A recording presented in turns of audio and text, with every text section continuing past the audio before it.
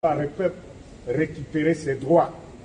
Qui a oublié que les FCC nous a jetés en prison? Les FCC a bombardé les gens dans les églises. La situation du Sénat, la corruption à grande échelle.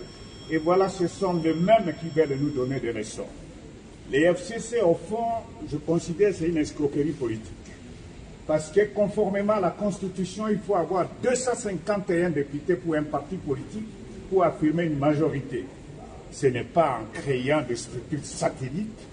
Dans un parlement, je respecte au moins quelques 200 députés. Ce n'est pas en mettant les beaux-frères, les petits frères, les sœurs et les cousins dans les institutions de la République qu'aujourd'hui les FCC veulent nous donner des leçons. Nous avons dit au président d'aller de l'avant. Et je lui ai dit, chez nous, les Bangala, lorsque vous rencontrez un crocodile sur la terre ferme, Kata Emutu. Ah oui, mais parce que s'il vous retrouve dans l'eau à nouveau, il va te bouffer. Nous serons libérés par ce schéma, parce que les FCC n'ont fourni aucun effort pour améliorer les conditions socio-économiques des Congolais. Non, je ne dois pas tout dire. Je vous ai dit que quand vous voyez un crocodile sortir sur la terre ferme, il faut lui couper la tête. Parce que si vous repartez sur l'eau, il va te bouffer.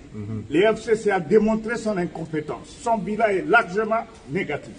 Alors ils veulent s'accrocher sur les épaules du président Félix, que le peuple soutient, pour ternir son image. Parce qu'ils ont eu même la prétention de dire qu'ils veulent revenir. Ils veulent revenir où? Les gens qui ont échoué. Donc le Congolais, nous devons avoir le courage patriotique de dire non à ces gens. Je dis que quelques rares exceptions sont là.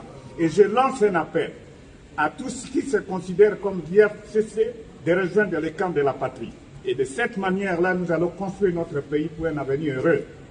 Et que tous les voleurs qui sont connus, tous les criminels qui sont commis, ils doivent aller en prison. Parce que nous avons fait injustement la prison, ce n'est pas une vengeance, ce n'est que logique.